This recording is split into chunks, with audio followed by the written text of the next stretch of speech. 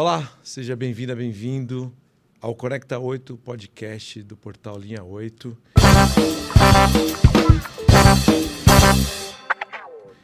O programa que liga você a ideias, histórias e pessoas que estão fazendo a diferença. Estamos gravando aqui direto dos estúdios da UIS Mais Vídeo, e se você busca um espaço para realizar seu projeto, seja ele podcast, propaganda, clipe, gravação, vídeo institucional, curso, enfim, aqui é o lugar, na UIS Mais Vídeo. Eu sou o Wendel Cristiano e hoje vamos conhecer mais de perto um projeto, né, que tem impactado vidas, e esse tem impactado muitas vidas, não só em São Paulo, mas pelo Brasil, né? E gerado muita troca boa de conhecimento, inspiração e muita moradia. E também muita comida, viu, no prato. O Conecta 8 é uma iniciativa da UIS que você pode acompanhar no nosso canal do YouTube e nos seguir no Instagram pelo @agenciauis e também conhecer melhor a gente pelo nosso site, agenciauis.com.br. E claro, se você quiser me acompanhar mais de perto, eu estou no Instagram, né, com @wendelcristiano. Certo? Isso aí lá. E as nossas, né, os nossos canais também, né, nossos contatos no Instagram, o nosso portal, tudo também, todas as informações vão aparecer na tela para você também marcar e dar um like, curtir, compartilhar e ler os textos no nosso portal Linha 8. Tá bem legal, viu? A Ingrid e a Elisa que tocam lá estão fazendo um belo de um trabalho, tá bom? É isso. E hoje nós recebemos, né, é muito especial para a UIS, né, para a UIS Mais Vídeo. Estamos recebendo aqui a Ana Paula Perlis, coordenadora nacional do MTST, das Cozinhas Solidárias e da Frente Povo Sem Medo. Ana, seja bem-vinda. É um prazer gigantesco receber você e o MTST aqui na UIS Mais Vídeo. Obrigada, Wendel. Obrigada pelo convite. Obrigada pelo convite ao Conecta 8. Estou muito feliz de estar aqui em Osasco. É isso aí. Vamos bater um papo, falar de muita coisa importante, né? E desmistificar algumas coisas aí que falam nas redes sociais e por aí sobre o MTST, esse movimento que é um dos maiores, não só do Brasil, né, mas da América Latina, um dos maiores movimentos sociais da América Latina, se não do mundo. Também está passando aí na tela os arrobas, tanto da Ana Paula, como também do MTST, para você seguir, conhecer mais um pouquinho do que é o movimento, tá? E para começar, para a gente começar esse papo, nada melhor do que conhecer o MTST. Acho que as pessoas, às vezes, Ana, é isso, né? Os jornais, as redes sociais e também nessa essa onda de fake news, cria sempre situações e informações que não são verídicas sobre o movimento, né? Porque o movimento nada mais é do que uma ação popular por moradia. Então explica para nós o que é o MTST. Bom, o MTST é o Movimento dos Trabalhadores e das Trabalhadoras Sem Teto, né?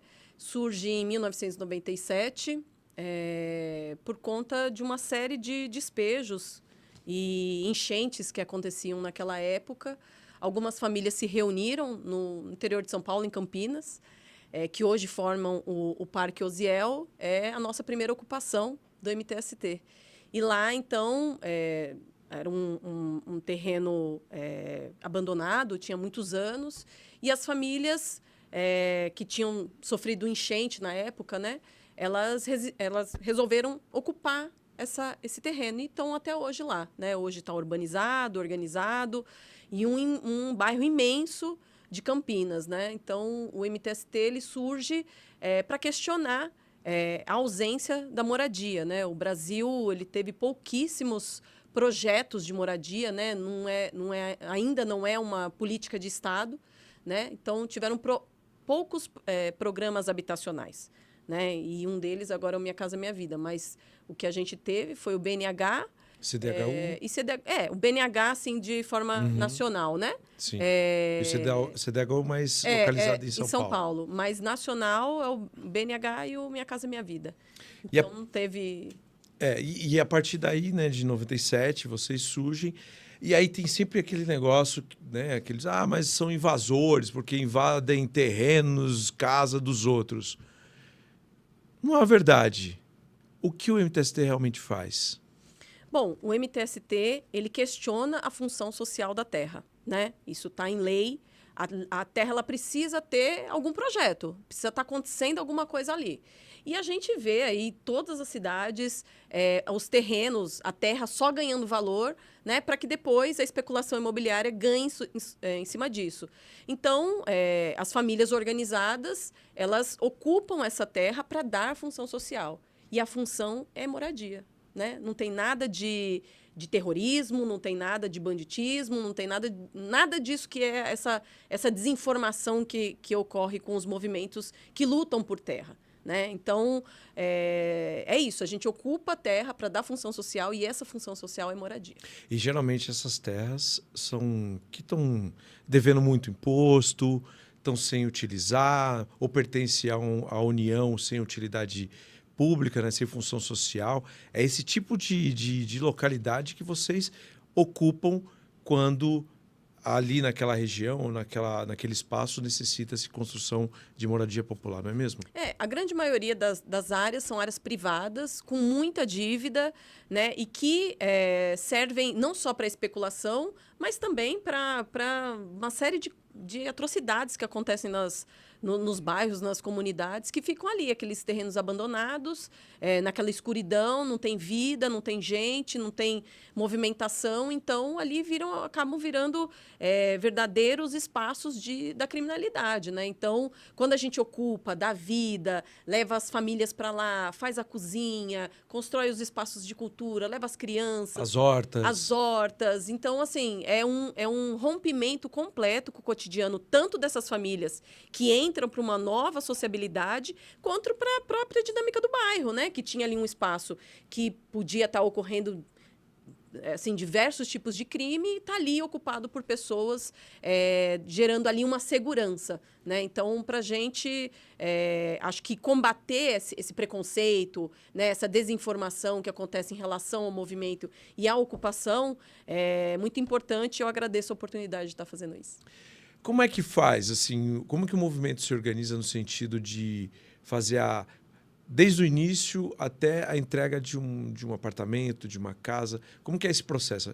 Ocupa, faz lá uma estrutura, reivindica do poder público, consegue o recurso, contrata uma empreiteira ou faz um trabalho de mutirão e depois constrói a casa e entrega a chave. Como que é esse passo a passo?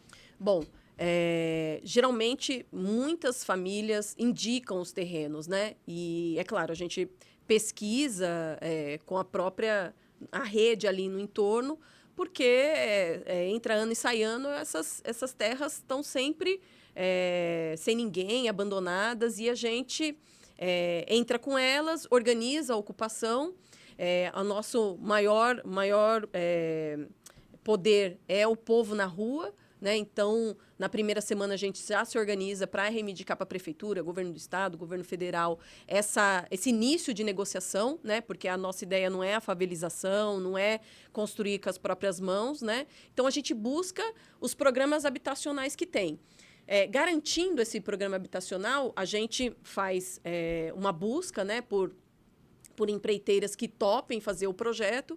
Então, a gente constrói esse projeto a partir da participação dessas famílias. Né? Então, o MTST não cobra dinheiro.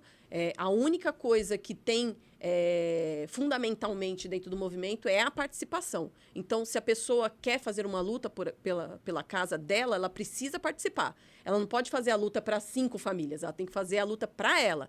Então, isso para a gente não abre mão, é fundamental. E é isso, é desse jeito que funciona. Então, construindo, né, as pessoas entram e a gente continua o trabalho dentro dos condomínios.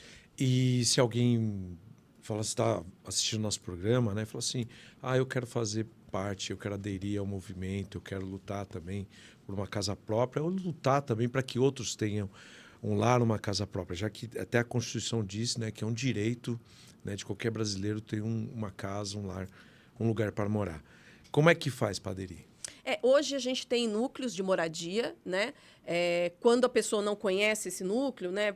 Porque porque a gente faz reuniões públicas, né? Nas praças, em ginásio, a gente faz reuniões desse jeito. E, quando não é pública, as pessoas podem mandar para as nossas redes, né? Mas, geralmente, é desse jeito que as pessoas se aproximam, né? Quando a gente vê ali aquele multidão, aquela 1.000, 2.000 pessoas organizadas ali em reunião, se aproxima e a gente... Estabelece um cadastro, passa por um Isso. processo de formação. É isso. Primeiro um cadastro, uma série de reuniões para ela compreender onde ela está, né? Para ela compreender os princípios do movimento, porque a gente não fica vendendo ilusão. Né? Então, nessas reuniões, a gente vai apresentando. E conforme a evolução das reuniões, a gente vai fazer luta, vai fazer as formações, a gente elege coordenação. Então, é um processo bastante democrático e fica quem quer fazer a luta. Né? Ninguém é obrigado, ninguém precisa pagar nada. Então, dessa forma que a gente vai ganhando a confiança das pessoas e elas vão permanecendo e fazendo parte dessa grande família que é o MTST. E, assim, uma curiosidade. Em média, né? Porque as pessoas ficam, mas eu vou lá fazer uma luta e, de repente, quero, né? Mas a casa sai quanto tempo? Né? Porque assim, o ser humano tem pressa, né? As pessoas querem uma casa que tem pressa. Mas qual que é a média, assim? Entro no movimento, de repente eu faço aquela ocupação naquela localidade, naquele terreno que tem problema, que está desocupado e que, né, tem que cumprir a função social. Qual a média, mais ou menos, de entrar e vocês conseguirem? Porque eu sei, acompanho o movimento, conheço a luta, faço, né, colaboro quando posso com o movimento, e eu percebo que tem lugares que ficam muito tempo, a luta demora, mas tem lugares assim que vou dizer aqui na minha cidade, em Osasco, né? Vocês vieram aqui, fizeram a luta, em 2, 3 anos a coisa avançou muito rápido. Mas qual que é a média, como funciona e como é que você vê? E também cite alguns exemplos para a gente poder também conhecer as localidades que estão também nessa luta e esperando muito tempo ou também conseguiram muito rápido. A luta pela terra no Brasil é uma luta árdua, né? Não é algo muito rápido, né? Mas, com certeza, é muito mais rápido do que ficar numa fila de programa habitacional do município. Por isso que tem muita adesão, né? Porque as pessoas veem um resultado muito mais rápido dentro dos movimentos do que ficar na fila de infinito e nada acontece. Então, assim, o movimento, a dinâmica de construir as ocupações, os núcleos de moradia, abrir a negociação, né? Esse processo, ele tende a ser um pouco mais rápido. Quando vai para a parte de sair a grana, né? Para a construção é a parte mais difícil. Então, a gente leva, em média, aí, de uns 5 a 8 anos para poder concluir um projeto. Mas a gente tem pessoas com mais tempo, né? Porque é isso. A gente faz a luta, por exemplo. A gente tem gente que tem 15 anos no movimento e ainda não conseguiu. Então, todo um processo que é antes do governo Lula, que não havia programa habitacional nenhum e que, conforme foi passando os presidentes, algumas coisas foram estacionadas e outras não, mas nesse último processo, desses últimos 6 anos, que foi de Temer a Bolsonaro, atrasou muito, muito, né? Pela ausência do programa, porque virou Casa Verde e Amarelo, que não foi casa para ninguém, e isso atrasou demais, né? Então, o que era para ter saído no segundo governo Dilma, ficou tudo agora para o governo Lula. E também tem umas questões municipais, né? Por exemplo, por São Paulo, vocês têm uma ação bem grande em São Paulo, e a Prefeitura de São Paulo se comprometeu a, né, entregar algumas moradias, né, e financiar algumas moradias, entregar algumas obras e também tá parado lá. Como que se dá essa relação com o poder público? Como é que o MTST se relaciona com o poder público para poder viabilizar essas, né, não só com o poder público, mas com o Estado de forma geral, para poder viabilizar essas moradias para a população? Wendel, como eu falei anteriormente, a gente não quer construir favela, né? Assim, não queremos fazer uma autoconstrução de qualquer modo, não que as favelas não tenham seu valor, né? Não é sobre isso, mas a tática do movimento é cobrar que o Estado faça, né? Se o Estado tem recurso, tem programa, ele tem que fazer. né? E é uma luta que a gente faz dentro da periferia. Então, a periferia precisa ter os mesmos direitos que o centro e aonde tem estrutura consegue. Então, a gente faz essa luta. Então, por fazer essa luta, acaba acontecendo que a gente precisa sentar com todo mundo. Né? A gente não escolhe quem que a gente vai sentar. Né? A nossa pressão é para que o poder público faça, seja de qualquer esfera. E a gente entende que tem município que consegue enxergar e ter a sensibilidade de resolver as questões, como é aqui em Osasco, o prefeito foi, ajudou, resolveu. E tem prefeitos que, por questões políticas, inclusive, ideológicas, porque é isso, toma-se partido até pós a eleição, não sai do palanque, né? Não desce do palanque e faz a política que tem que fazer, não insere a gente nem num diálogo com o governo federal e nem no próprio programa habitacional da cidade, né? Então, a gente tem municípios muito ricos e que, por decisão ideológica, não quer negociar com o MTST. E como é que é essa luta para poder convencer o poder público? Olha, é com o povo na rua, não tem outro método, né? O povo pressionando, né? Então, não há uma outra força que consiga derrubar um governo ou alguma certeza que o governo tem, que é o povo na rua. Isso eu já vi o MTST fazendo milagres. E o MTST mobiliza bastante, né? Mobiliza. A gente sempre tem alguma ação que a gente vê aí o MTST promovendo. Nesse bojo tal, surge a Frente Povo Sem Medo. Porque essas lutas, né, essas manifestações de rua, também precisam ter um caráter, né, de mobilizador e também de trazer outras pessoas que às vezes não estão lutando por moradia, mas também reconhecem na luta uma forma de poder mudar a realidade das pessoas, né, a realidade do Brasil. E então, como é que surge a Frente Povo Sem Medo e como é que o MTST se relaciona com ela? A Frente Povo Sem Medo, ela surge, fez 10 anos agora, né? Ela surge para debater essa nova esquerda, né? Para colocar, há 10 anos a gente tinha isso, né? No plano, né? De conseguir reorganizar a esquerda, né? Com uma política mais jovem, né? E foi uma frente de vários movimentos que entendia que precisava ter uma convergência para esquentar as ruas, né? E ela foi fundamental em diversos momentos, né? Então, a Frente Povo Sem Medo, quando houve o início da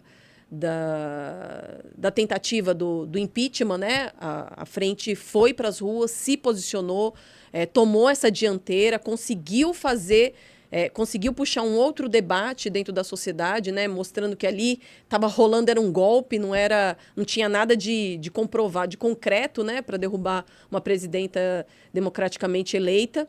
E depois mostrou sua força também questionando Bolsonaro, né? Então, a gente puxa uma manifestação no primeiro momento pós-eleição.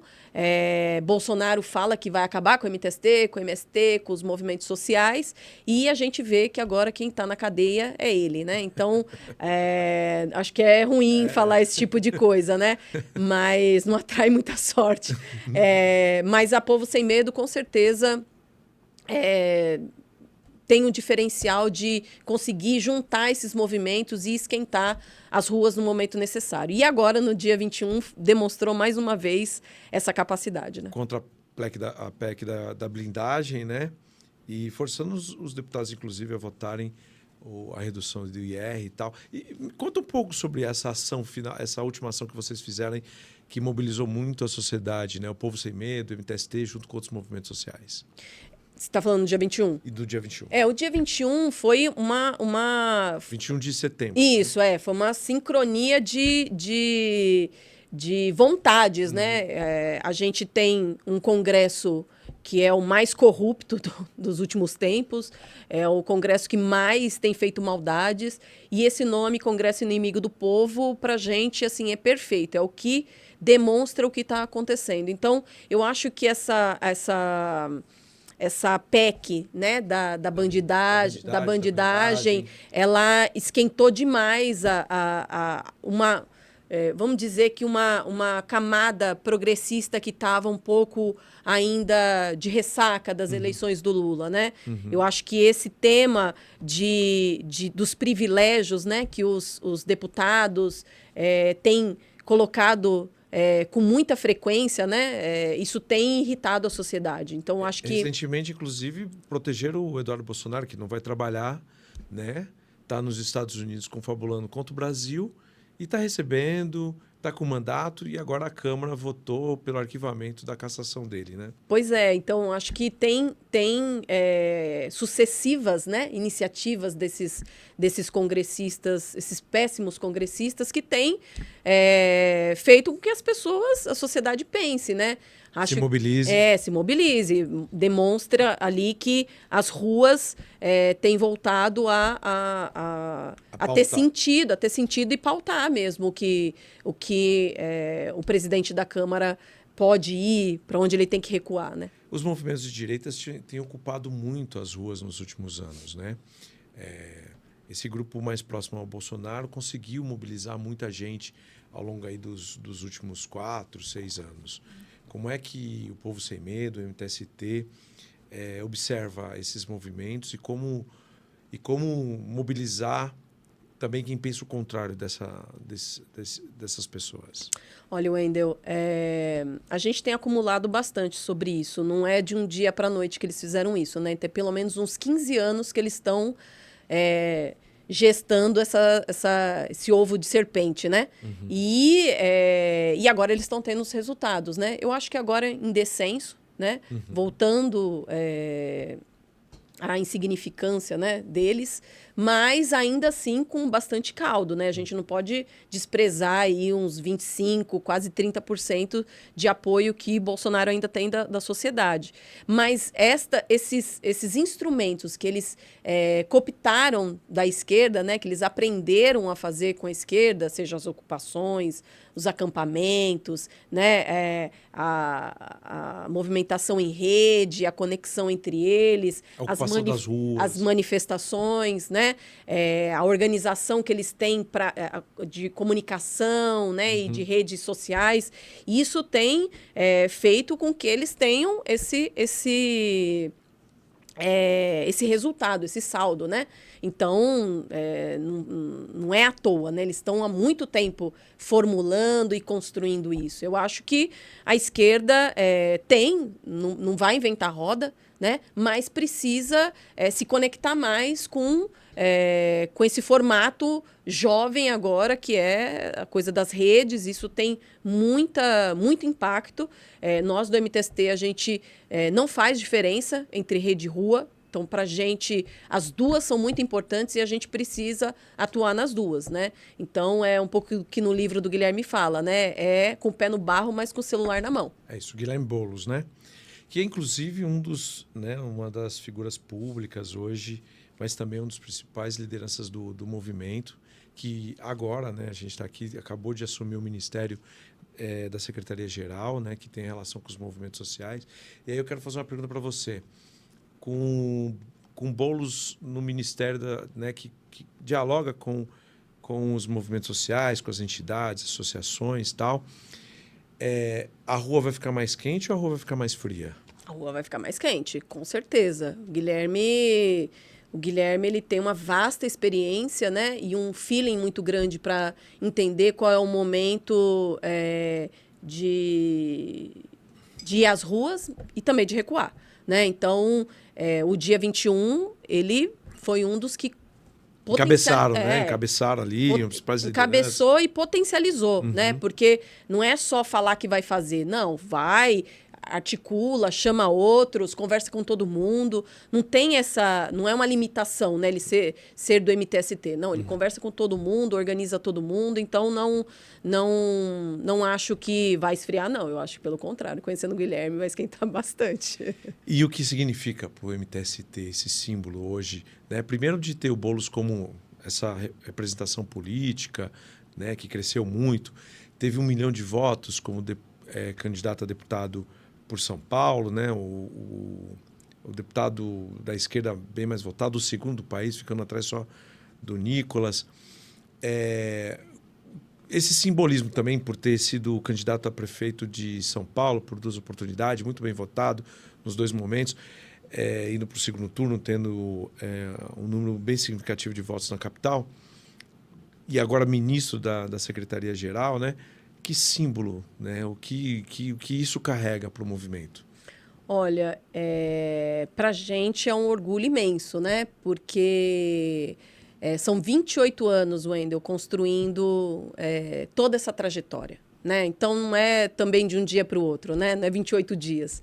Então, é um quadro muito preparado, né? Um quadro muito sensível, né? Forjado dentro do movimento, forjado lá nas ocupações, né? Por moradia, né? Então, tem a sensibilidade, né, da necessidade do povo, né? É isso, a sensibilidade faz toda a diferença nesse cargo, né? Porque é um ministro que tem que estar em diálogo direto com a sociedade, com os movimentos organizados, com os coletivos, tem que ouvir todo mundo, né? E para a gente isso, o Guilherme ser um ministro, isso é a democracia radicalizada, porque é um quadro de um movimento popular, né, fazendo política no primeiro escalão do governo. Então, ocupando o Estado. Ocupando o Estado. Ocupando o Estado, ocupando o governo. É isso, é isso. E Ana, me diz uma coisa, agora uma pergunta assim. A gente estava conversando um pouquinho antes de subir aqui para o estúdio e tal. E aí eu perguntei, e aí o movimento já está pensando como vai fazer para poder... Né, são 1 milhão de votos, né? Como vai fazer? O movimento vai ter um candidato, uma candidata, e já está pensando nisso? Porque, queira ou não, as eleições estão menos de 1 ano aí. E eu, na minha avaliação, eu acho que o movimento precisa de alguém também lá dentro do parlamento, porque é isso, né? O Congresso é inimigo do povo, mas ele precisa ser o Congresso do povo. Então, para ser o Congresso do povo, o povo precisa ocupar. Então, como é que o MTST está pensando? Olha, Wendel, desde 2018 a gente tem acumulado esse debate, né? Desde a primeira candidatura do Guilherme, a gente tem acumulado e tem sido muito positiva o formato que a gente tem optado, né? Então, a gente tem construído essas figuras. Então, a gente tem hoje a Ediane, né? Na Alesp, a gente Grande tem deputada. a Jo, vereadora lá em Recife. Vereadora. Tem uma Bela Gonçalves também em Minas. E o Guilherme, né? Então, eu acho que a gente, como eu te falei, a gente não costuma fazer esse debate assim com essa antecedência, até porque o movimento se pauta por outras coisas, né? Teto, trabalho e pão. Mas a gente não vai se furtar, né? O debate sobre 2026 está muito antecipado e nas próximas semanas, com certeza, a gente vai ter que... Porque ela está muito acelerada, né?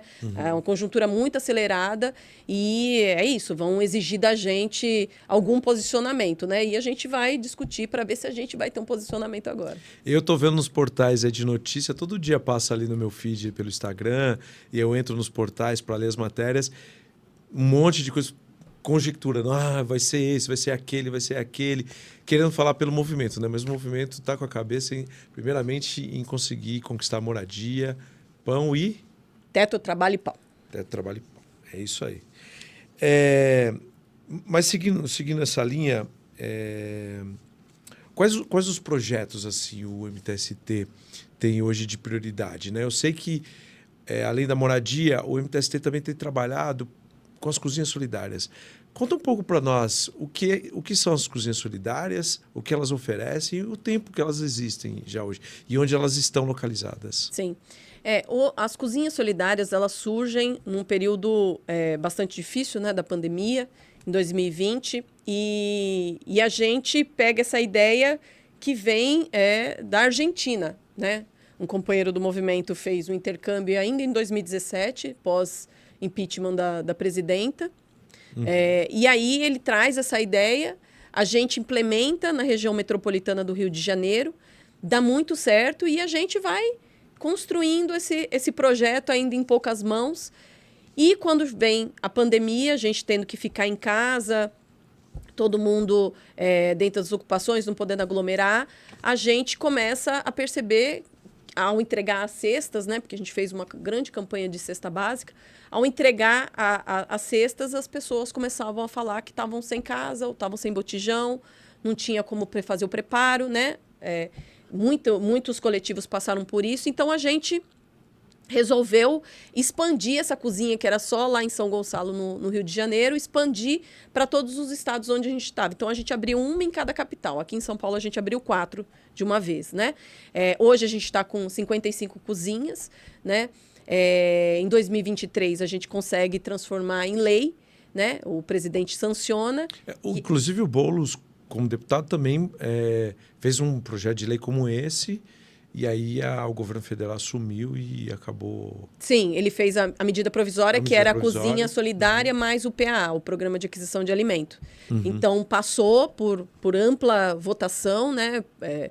Não teve ali ideologia que barrasse, né? Então, todos os deputados aprovaram e a gente, a partir de 2023, foi construindo junto com o Ministério do Desenvolvimento Social tanto as normativas e tudo mais. Então, foi um programa bem elaborado assim com os movimentos e bem, assim, escutaram a gente, né? Isso foi muito legal da parte do governo.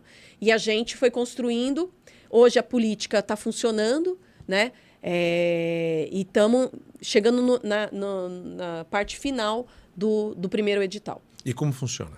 Então, a gente faz um plano de trabalho, né? Então, a gente se inscreve no edital, faz um plano de trabalho, faz um contrato entre a associação, a entidade gestora, com a cozinha solidária. Então, cada cozinha, mesmo tendo uma entidade que faz a gestão do recurso, né, que faz os pagamentos para as cozinhas, a cozinha tem autonomia para fazer a sua própria política.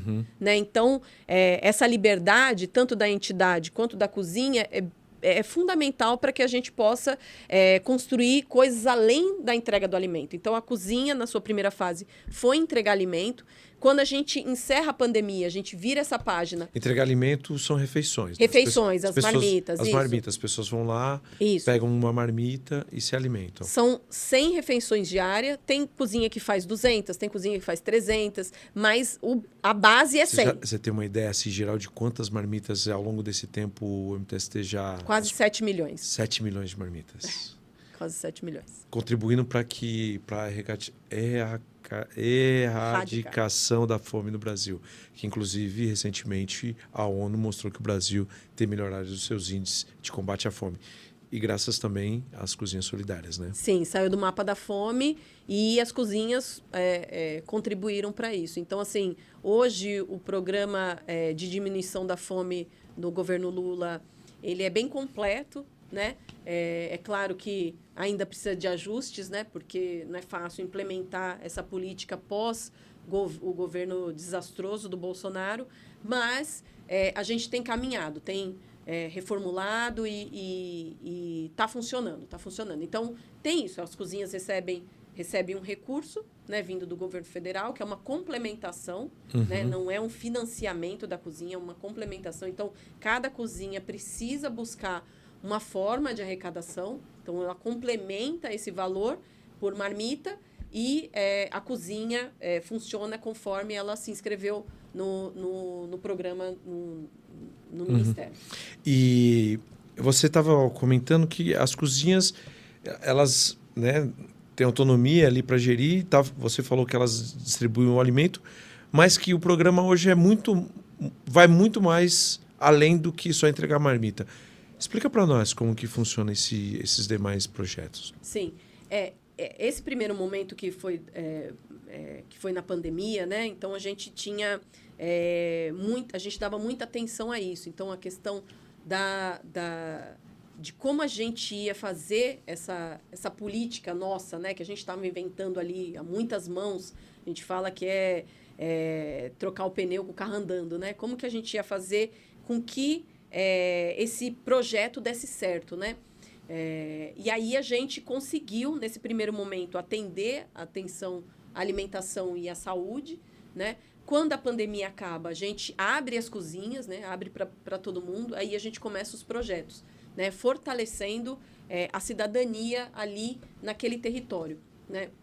E quando a política é implementada a política pública, é implementada, a gente vira mais uma página e começa a aprofundar o debate democrático. Então, a cozinha, eu costumo dizer que é esse tripé, né?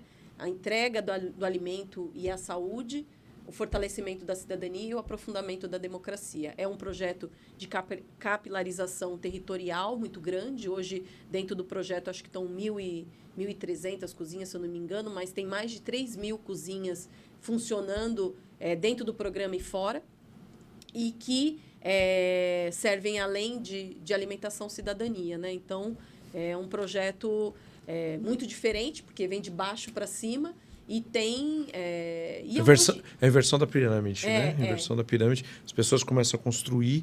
E aí, nesse sentido, que eu quero falar com você. Porque há muita doação e tem muita gente, assim, eu vejo que chefes de cozinha, artistas, se envolvem muito com a cozinha solidária e fazem doações, fazem eventos para poder arrecadar alimento e tudo mais. Quem quiser contribuir, como é que faz? Olha, entra no site do Apoia-se, Cozinha Solidária, né? E lá vai achar todas as opções. E tem o Pix, que também está no site do movimento, que é só ir lá e ajudar com o que puder. É isso. E lá também tem o endereço, tem os endereços das cozinhas, se alguém quiser conhecer? Tem o endereço, tem o site, entra lá no site das cozinhas, será muito bem-vindo. Eu sei também que as cozinhas faz uma feira. Como que é essa feira? Essa feira foi um projeto que o Guilherme fez junto aos movimentos do campo, né? Então, tem vários deputados aí que usam emendam para colocar asfalto no aeroporto do Tio, não sei. O Guilherme usou a emenda dele para comprar alimento dos movimentos camponeses para entregar na periferia da cidade. Então, nós da Cozinha Solidária, a gente contribui, a gente vai, ajuda, organiza e também utiliza esse alimento da feira dentro das cozinhas. E com o Guilherme fora da Câmara, continuar tendo essas feiras? Como o movimento se organizou para poder manter essas feiras? A gente, enfim, ia entrar de novo com esse projeto.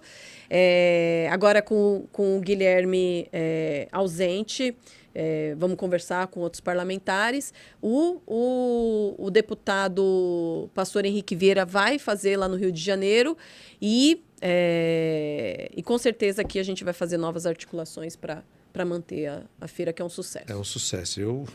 Aqui em Osasco, a galera imenso, tá brigando. Né? Tem já 2 localidades que tá pedindo a feira. E aqui foi imensa. Foi imensa, né? Foi no Complexo Jaguaribe? Isso. E como é que o MTST está se movimentando para ajudar, por exemplo, o Complexo Jaguaribe e outras localidades que já existem, né? Assim, uma estrutura já montada, mas que às vezes falta o CEP. Eu sei que o Simões, né, o secretário nacional de periferias, fez um projeto muito bacana, que é dar o CEP para todo mundo, para todo o país, né? Então todo mundo vai ter o seu CEP. Mas as pessoas, o MTST também se envolve nessas lutas, né? Para as pessoas terem minimamente o documento da sua casa, do seu terreno. Conte para nós um pouco também dessa ação, por favor. O governo federal está envolvido, né, no Complexo do Jaguaribe, então vai vir recurso do governo federal para a regularização fundiária. E aí, uma parte também vai entrar no CEP para Todos, né? Muito dessas comunidades que entraram no CEP para Todos já eram contatos e tinham trabalhos nossos, né, do MTST. Então, assim, foram vários projetos, programas que confluíram para a consolidação de uma série de benfeitorias, né? Coisas que as pessoas já estavam esperando há muito tempo. Então, o CEP para Todos agora conseguiu pelo menos um CEP para todas as comunidades no Brasil, um completo sucesso também. Eu vi vários haters, né? Falando, tem CEP, mas não tem esgoto. Mas o que um impede o outro de acontecer, né? Então, a dignidade, a cidadania de ter um CEP, de receber os seus documentos, de conseguir fazer uma inscrição no posto, na escola e ter o seu próprio endereço, isso só quem não tem não sabe o que é isso. E Ana, quanto tempo você está nesse movimento já? Quanto tempo você está no MTST? Eu estou há 20 anos, Wendel. 20 anos. 20 anos. Nossa. E assim, você é do Grajaú. Eu sou da Vila Maria, Ah, na você é da Zona Vila Maria. Norte. O amor me levou para o Grajaú. O amor te carregou pro Grajaú. Eu achei que você também era do Grajaú. Agora moro no Grajaú. Mora no Grajaú. Vou pegar o trenzão e vou para lá. Ela veio pra cá de trenzão. Cara, Trenzão. pra você ver, MTST. E quais são os planos pro MTST? O que vislumbra o MTST daqui a 5, 10, 15 anos? Bom, o MTST precisa forrar o Brasil de lona preta, né? Precisamos chegar nos estados onde a gente não chegou. Cada vez mais. Mas tem crescido. Eu tenho acompanhado que muitos estados já estão aderindo ao movimento. Muita Sim, gente se organizando. sim. Esses dias eu vi no Amapá. No Amapá. Eu falei, caramba, tá indo longe, tá chegando realmente onde o povo, né, precisa e acredita que é possível mudar a sua realidade. Um beijo e um abraço pro povo do Amapá, que é um pessoal muito, muito carinhoso, assim. Eu nunca tinha passado por uma situação daquela, de chegar no aeroporto e ter 300, 400 pessoas para receber a gente. É algo assim que você vê que as pessoas realmente depositam a sua esperança no movimento organizado, né? Então, é isso. A gente tem ido para alguns estados, conhecido, né? A gente leva um tempo até levantar a bandeira, precisa comer 1 quilo de sal, mas chegando no fim do saquinho de sal, a gente quer sim construir o movimento no Brasil todo. Acho que esse debate da moradia e da terra é um debate que não perde força, né? Ele tem uma agenda nacional que precisa ser superado. O Brasil precisa superar o problema da moradia, né? Então, a gente tem esse debate da reforma urbana, né? Que precisa continuar e a gente conseguir casa para todo mundo. A gente quer continuar construindo cozinhas solidárias, a gente quer fazer um debate sério sobre trabalho, né? A gente sabe que hoje tem outras formas. Hoje a gente tem o CQL, que é o Contrate Quem Luta, que é uma forma de juntar a nossa base trabalhadora e oferecer serviço para a sociedade no geral. A gente tem ajuda a construir o Sem Direitos, que também tem feito uma parceria maravilhosa com os motoqueiros, com os trabalhadores de aplicativo. Então, a gente está dentro do debate que está acontecendo, no olho do furacão. Não estamos fugindo da raia, não. Então, estamos construindo esses projetos. Eu vejo o MTST, isso é bom você ter tocado essa questão do Sem Direitos, porque o MTST ajuda a construir, inclusive, recentemente foi inaugurada uma base, né, no centro de São Paulo, para os motoqueiros poderem ter um local para descansar, se alimentar, né, porque ali tem um local para poder esquentar marmita, ficarem confortáveis e tal. E ali junto também tem uma cozinha solidária, ou seja, as duas coisas estão ali, né, juntas e caminhando juntas, e é importante, porque essa pauta dos trabalhadores de aplicativo é uma pauta que ainda precisa de muito ainda, né? Inclusive, é uma das pautas que o próprio Guilherme Boulos está levando para a Secretaria-Geral, e junto com ela, a pauta também da escala 6x1, né? Pelo fim da escala 6x1. Como é que o MTST se envolve também nessas lutas? Então, a gente estava tendo um problema já antigo ali na Praça da Sé, né? A gente tinha uma cozinha que era um pouco afastada da praça, e toda vez que a gente ia entregar, a GCM reclamava da nossa entrega. A gente entregava, recolhia as marmitas, limpava o espaço, entregava a água, oferecia até comida para a GCM. Uhum. E era um problema a gente entregar comida lá, né? Então, eles se mobilizaram tanto contra a gente que a gente abriu uma cozinha na Praça da Sé para parar de receber tantos elogios, né, da prefeitura e da GCM. Dar alimento eles não querem, mas Pois dificultar dar o alimento... Então, o Brasil todo tem diminuído as estatísticas, só São Paulo que não diminui o número de pessoas passando fome. Então, assim, é algo que se questiona, né? O que está acontecendo? É ideológico? Então, pois é. Por que não querem resolver o problema, né? É o lugar que mais tem dinheiro. O maior estado da federação, mais rico da federação. O município mais rico da federação. E aí, quando a gente visitou vários locais ali, e a gente viu esse local que daria para ser cozinha embaixo e um espaço de reunião embaixo.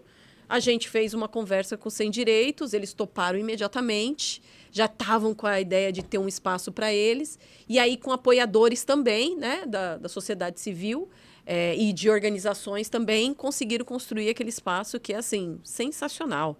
Sensacional. É um projeto que precisa ser nacionalizado. Então, não existe outro no Brasil, né? Com essas mesmas características, não existe. A gente vai abrir agora um no Rio, né? Ah, que maravilha. E a ideia é nacionalizar. Então, onde a Cozinha Solidária, o MTST, puder potencializar o trabalho e a atividade dos trabalhadores, a gente vai estar junto. E o 6x1? E aí, 6x1, a gente tem feito um debate com o VAT, né? Uhum. A gente tem se apoiado, né? Eles têm trazido esse debate para a gente. Uma parte considerável da nossa base, quando não é informal, é 6x1, né? Então, é um debate que, para a gente, é muito antigo, né? E uma parte considerável da nossa coordenação do movimento vive nessas condições, né? E se a gente tivesse um dia a mais, a gente teria um dia a mais para militar. Então, exato, para lutar por mais moradia, por mais moradia, por mais direitos. Mais direitos. Então, acho que esse debate é urgente e ter a Erika Hilton encabeçando isso é algo que para a gente dá um orgulho imenso, né? Ela dá o microfone que ela tem dentro da sociedade para uma pauta tão justa de uma sensibilidade enorme também.